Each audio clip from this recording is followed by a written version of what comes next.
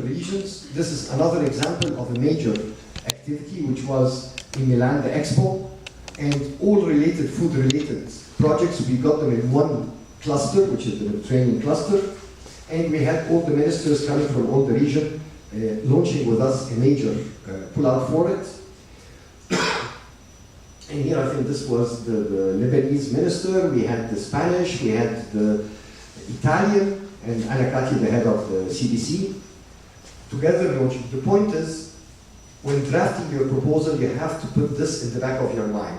When putting things on paper, always try to think cross-border and networking. And networking is not only between the 5-6 partners that you'll be going in the project together, but think of associate partners, think of similar projects, and think also of bilateral projects within the countries. For example, when we're doing something in Egypt, I'm having CBC along with Italian aid, European Commission bilateral aid, USAID, World Bank, all together in the same projects. Also, we managed to steal a couple of things from the European Commission. There is a 1.2 billion euros initiative, which is the Africa EU Energy Business Dialogue, with pilot projects in North Africa as well as in mainland Africa. And what we did is we managed to become the implementing partner, and we linked the results of our renewable energy CBC projects to this initiative, implementing activities inside the Mediterranean partner countries as well as in other African countries. So while the project was moving, we started showing success and pilot implementation of the ideas that were being created. And always, always, always try to link the highest level of political support, heads of states, commissioners, director generals, whatever. Our projects encompass all the Mediterranean countries, both north and south. And we're managing to do that through what we call the MED Alliance. MED Alliance is all the regional organizations, Eurochambre, Business Med, Anemia, ENGC, German Arab Chamber, all the organizations that exist around the Mediterranean with thousands of member chambers. So it's so simple, you sit on the phone and in 10 minutes you have the consortium in the countries that you want. And because of the good relations, which is what you must have, our partner, if, for example, I call the Chamber of Beirut and tell them, I want you in this project. We have very good relations that they'll come back to me saying that this type of activity, you're not the best in it, it's better to take the Chamber of Business. So this is most important, that because you need to have good terms of reference of the consortium, not only financial but technical, both in the sector you're applying to, having past experience in that, as well as, which is more important, implementing EU and donor-funded projects. We as a gang, maybe I can put it in the proper perspective, we conduct tens of surveys, hundreds of reports and position papers and advocacy, which is what the EU loves, hundreds of one-to-one meetings, hundreds of seminars, uncountable participation in third-party events like today, hundreds of websites and newsletters, and thousands of press clippings. We're simply implementing the Euro-Med activity every 48 hours somewhere around the Mediterranean. And this gives you the power of networking, this gives you the power of getting partners, and this gives you the power of when you apply to a new project, you have the terms of reference, hundreds of activities that have been implemented in the relevant sector. Our aim is shared prosperity across the borders of the Mediterranean. How do we do it? We simply go down to the field. This is an example of what we call ethnic heritage project that we applied for. We went down, this was in Cagliari in Sardinia, where we started visiting their ethnic foods. This is how Med Diet was created, and their ethnic cultural heritage, where we had 2 other projects, unfortunately they were not approved, that were implemented. And then the idea to come up with, we start presenting it to the European Commission. And this is 100% legal. We think of applying or designing projects in that direction. And we start getting the feedback from the Commission, is this one of the priorities or not? And then we present it to the member states, the EU 28 ambassadors. We present to them our ideas, what we intend to apply to, in an open debate. They send it back to their headquarters, where we get the support from the Council of Europe. because each one sends it as a directive, that this is a sub-priority. This is a homework we do before the opening of the call. So the sub-themes that you have seen that was presented by Emanuele earlier, all these were structured based on the directive coming from the Council of Europe.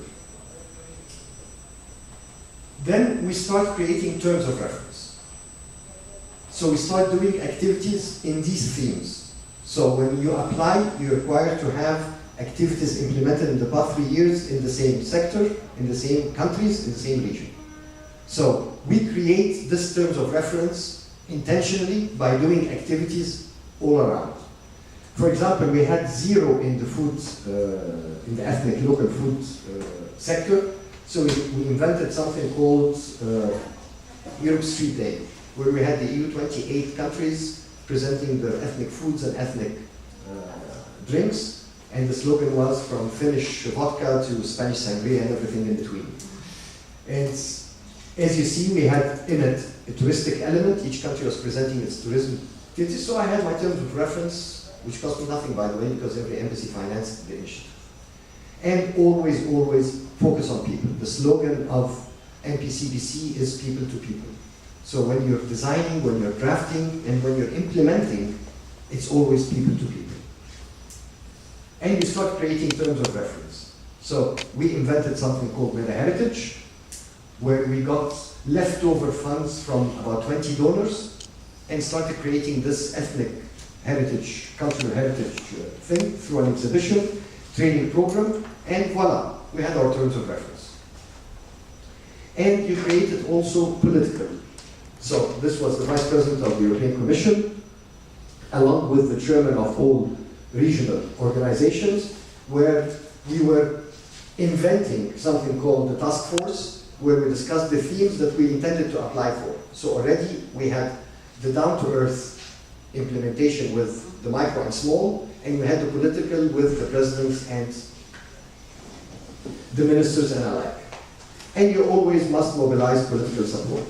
This was presenting our work plan to the Mediterranean Parliament, which includes the member states, and they have given us directives, guidance, opinion, which we involved into what we intend to apply. And in the application, we mentioned that this is ratified by the Mediterranean Parliament, and the same with the European Parliament. So all this gives extra weight to the application that you're presenting. And always you have to mobilize youth. Whenever we fail selling an idea to our gods and masters back in Brussels, Parliament, Council, and Commission, we have our team from all around the Mediterranean, 10 kids from every country, university kids and school kids, who are brainwashed into cooperation, Mediterranean actions, and here they were presenting our work plan to the President of the European Parliament, who actually issued a directive ratifying this work plan. Doesn't mean much money-wise, but means a lot when you include it in an application. And through all our projects, we've been focusing on creating a new generation of MPCBC believers in the Mediterranean cooperation, young kids from all around the Mediterranean, where we utilized part of the project budget focusing on young kids. And this was the front page of 3 European Commission websites, the EES, the Vice President of the Commission, Europe Aid, and DGDEF. So they love visibility, and as you see, the cap, for example, was one of the easiest ideas to put the EU flag, put the CBC logo, and spread it all around. And we always bring all partners together. This was the EU President Van Rompuy with all the regional Mediterranean presidents, and during that period we were launching our MPCBC projects. The important thing of having this political support is we were always trying to milk the Commission under the bilateral to cost share in our activities. So we have only 5 million from CBC, and we had something about in all the projects about 30 million from the bilateral as cost sharing for the activities we're doing. As well as, like I mentioned, ASCAMI is the Association of Mediterranean Chambers. We have 500 chambers around the Mediterranean, so in all eligible regions. and we always mobilize them. And this is an example of how we do our communication and capitalization.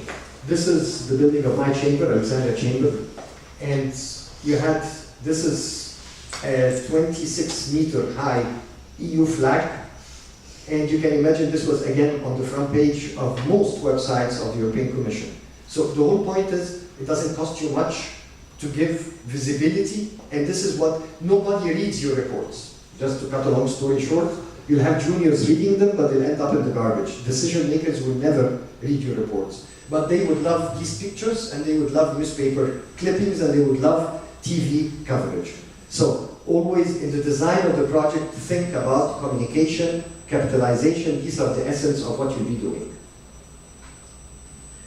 And we do have our own activities where we can support any initiative that we have. We have our economic week with about 12 conferences in parallel, and simply this is a way to go beyond our Mediterranean, beyond the eligible regions. We simply, any one of our projects, we present the activities that are being done and the outcome during these economic weeks, so automatically you have more people understanding, believing, and you have a higher percentage of having replication being implemented. And again, in the design of the project, you have to mention that you have such capacities. And always think, though we're all civil society, but by the end of the day, anything you do, it must be public-private, which means you're the leader, you must have either an associate, or you have an organization, a government body, that is invited to your activities. In all our activities, we had ministers, member state ambassadors being present, whatever the theme that we're implementing is. And most important, you're required to put 20% cost sharing. For lots of your organizations, that's a nightmare. What we do is, this 20% cost sharing does not need to be from your pocket. We present all these activities to our meta finance, which I showed to you earlier, where you have, for example, in this panel, you have the Italian Technical Cooperation, GIZ, Denmark, USAID, the head of unit of European Commission, World Bank, and European Commission Cairo. And we presented to them all the activities we're doing. So they started from their bilateral to cost share in our activities. And as long as it's not EU, European Commission funding, it's eligible. So again, this is another trick you can play. And if you can do it beforehand, before the application, this gives more confidence, because they know that that donor will take over the results of the project and expand it, whether in the same region or country, or beyond that region. I already presented to you the meta finance, so I won't dwell upon it. And you have to lobby and network day and night. This is the Director General of, the Director of Europe Aid for the East and West for the, the neighborhood policy, where we were presenting to him all the activities we intend to apply to. This was the survival of CBC. This is our Prime Minister, who did not understand anything of what he was saying to the Director General of Europe Aid, Danielson, who was still the Director General, where he just said, we want to extend without extra budget CBC. And he had no idea what CBC means, nor even what he's being asked. So automatically Danielson gave the instructions, breaking the regulations, and this supported us and realized that the goal we have this year, not next year. Because if CBC has ended, all the stuff would have left, and phase 2 that we're working on at the moment would have been starting from scratch, creating the project management unit to be able to implement. But now it was back to back, so this saved almost one whole year, which speeds up our implementation. And we never waste an opportunity to deal with the different commissioners. This is the commissioner responsible for Europe Aid, where again, we were requesting specific activities to be included within CBC. We were requesting extra budget for CBC, which he promised he will do so. The 200 million is the initial allocated budget, and he said if by mid-project you have exceeded the expenditure, I will put more money. So here is where you lobby at the highest level to support whatever you're presenting.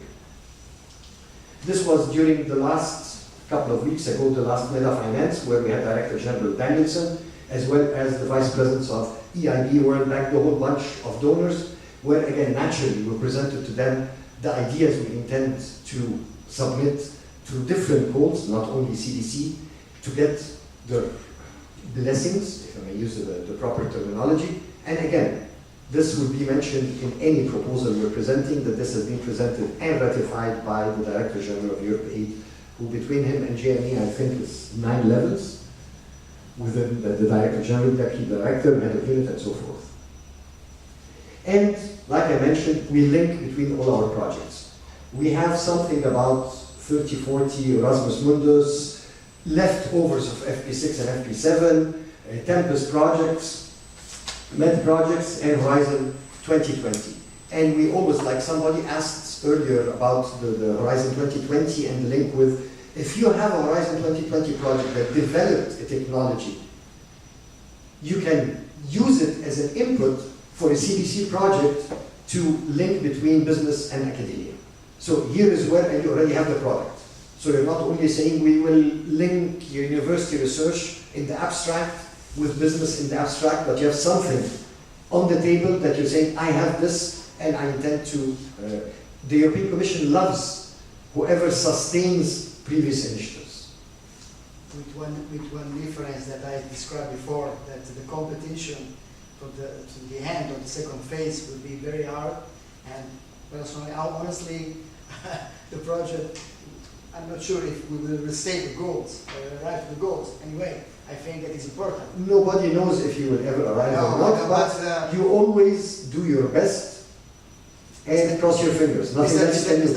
You are a very expert person, so you know, when you imagine that in front of you, you have the major, the most important world organization participant in this competition, you can understand that it's not no, not necessarily.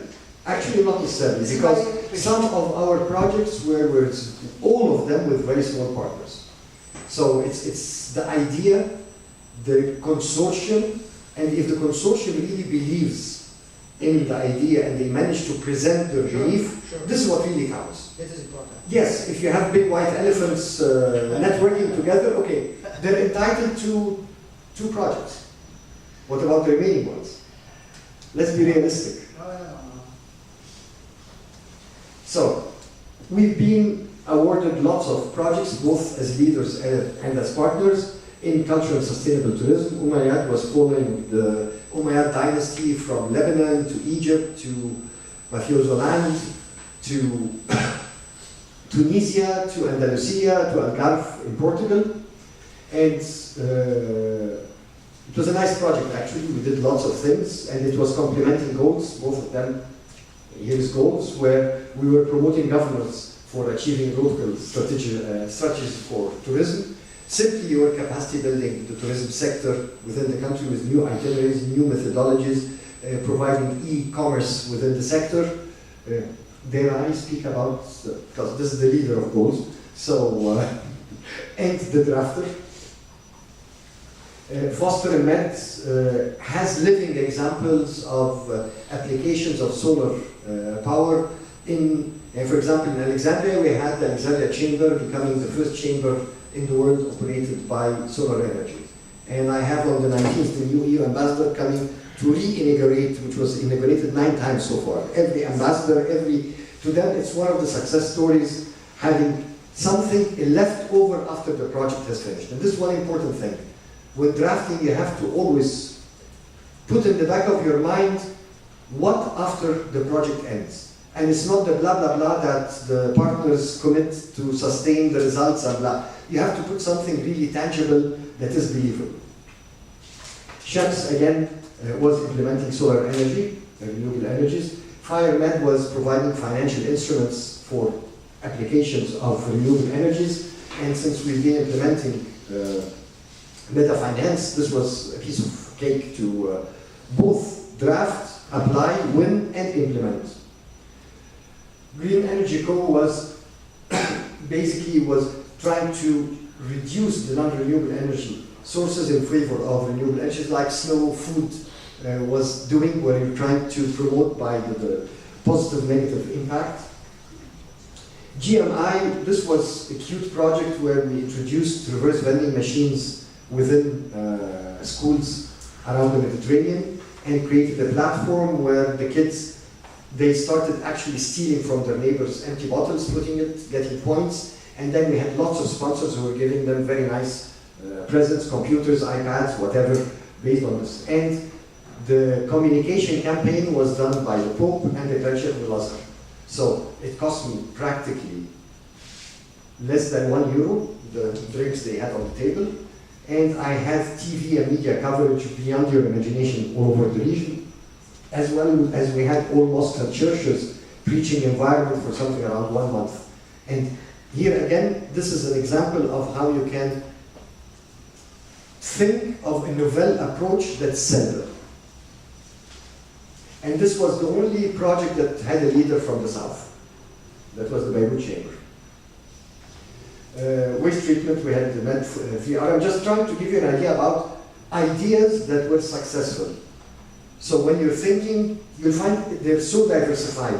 LactiMed was creating clusters within every country for the small dairy producers, well, from producing milk to the final product of cheeses, and then creating a bigger Mediterranean cluster.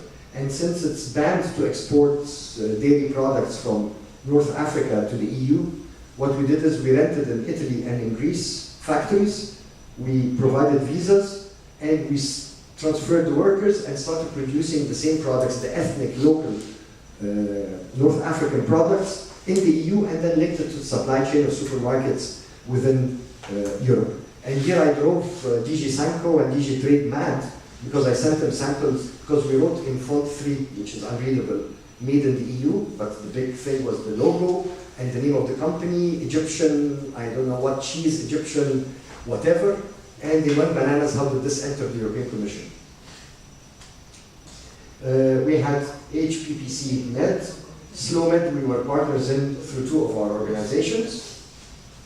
MED Diet, which was the nicest project, in my opinion. We were tasting ethnic foods around the Mediterranean, creating recipes for the local village ethnic foods. And stage 2 that we intend to carry on is to link these recipes with the local suppliers and producers of the raw materials and try to create franchises for the concept all over the world.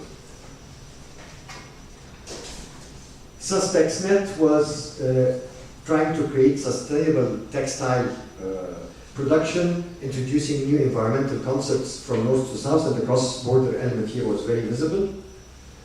TexMed was creating a cluster for textile spinning, weaving, finishing, ready-made garments, the whole supply chain within each country, and then linking them all around the Mediterranean together into a mega Mediterranean cluster where there was exchange of design, exchange of know-how, exchange and joint marketing.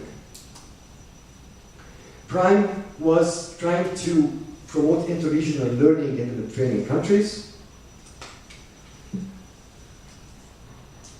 AgriJob was trying to create green jobs within the Mediterranean, and it succeeded in spreading the skills and the awareness, but the number of green jobs created were not that much, unfortunately. MedMobile was actually fighting everything that anybody's doing these days. We're trying to promote mobility and cultural exchange between the shores of the Mediterranean, and the nightmare we had in this project was providing visas for the mobility part. MedGeneration was reversing migration. We were trying to take migrants who settled in Europe to come back to their countries with know-how, with technology, and settle down in their countries.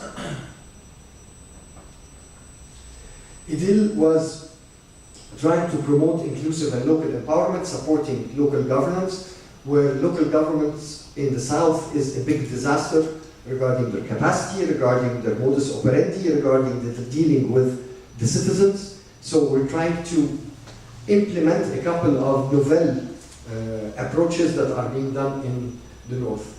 OptiMed was trying to create something like what you have in the EU, which is the motorways of the sea, creating new highways within the Mediterranean and creating new hubs between Lebanon, between Barcelona, where we're trying to promote having rural lines through these. And this should be the slogan of whatever you're applying: comprehensiveness through complementarity. the partnership you create, each one should have resources in kind, we're not talking about money in this condition, know-how, human resources, financial capacity, and together you're comprehensive and you can apply to your project. But now we come to the bad side of the story. ENI is simply complicated. It's truly complicated beyond your imagination. So when you're preparing your proposal, bear this in mind. When you're acting as a leader, bear this in mind. I don't know where the sound is coming from, but okay. Actually, this is the sound that will come out from you when you're working. So, you start with the idea. This is the starting point. And out of this idea, you have to look who are the partners. Your implementation partners and associate partners. How can you complement the whole package that can really deliver what is required from that idea? And then you have to collect lots of things. Your references as a cluster, if it's missing, if something major required to implement that idea is missing, then you have to look for another partner who has these references. Human resources, the know-how of doing all the activities. And most important is the cross-border element. You have to create a donor network, a media network for the communication component, a regional as well as national network for outreach of whatever you're doing, and you need to have a supplier of technical assistance. And on the left side, you'll find translation of this into activities. So both references, HR and know-how cross-border element is put into the drafting. The donor network is required for the capitalization, the media network for communication, and the regional national network is for the public-private partnership, and most important, the technical assistance, whether during the drafting of the project or during the implementation of the project, you need to have a proper consultant helping you. Why? Because you could end up with the first reporting and having all your expenses non-eligible. It's a very common practice within ENI CBC that if you do not, for example, boarding passes, if you don't keep the boarding passes after travel, the cost is ineligible. There are backdoors, I won't tell you what are the backdoors to play that game, but okay, anyway, I'll say it. What you need to do to overcome this, which is eligible by the Court of Auditors, is to have every one of you has one of the, what you call the flyer card, like the Star Alliance, and you have one of those, where you get the miles. A miles card for the airline. The printout of the miles card is considered a boarding pass. Because on it, because you cannot get the miles except if you board the plane, not you bought the tickets. So now it's considered eligible. These are tricks you learn by time. And here is where a consultant will, I'm not a consultant by the way, so this is where you need a consultant. I'm abusing actually Emanuele and Daniele in this nightmare. You're more than a consultant. No, I'm the one who creates and this is the European Commission slogan. Why make it simple when we can complicate it? So this is how they do things in the European Commission. And ENI CBC is even worse. They complicate life beyond your imagination. So, what we're fighting for, if you remember in Daniel's presentation, he used the word simplified, simplified, simplified 3 times. But I don't know what does this translate in reality when we're implementing. So, social integration must provide less effort. This is our slogan, this is what I'm presenting in the Parliament, in the Council, in the Commission, nagging all of them. They have to make it simple. But they are not yet. So, now it's time to walk the talk and try to utilize all available means, resources, network, which is the most important, and cooperation for simple cross-border cooperation. And this is a summary of actually what is being launched in this call. So here you have the business and SME development and connecting the Mediterranean, and under it all the sub-themes that you have to present proposals under, and this is the social inclusion and fighting against poverty, as well as environmental protection. And by the way, this was done not to be stealing copyright, this was done during the WeMed conference of January.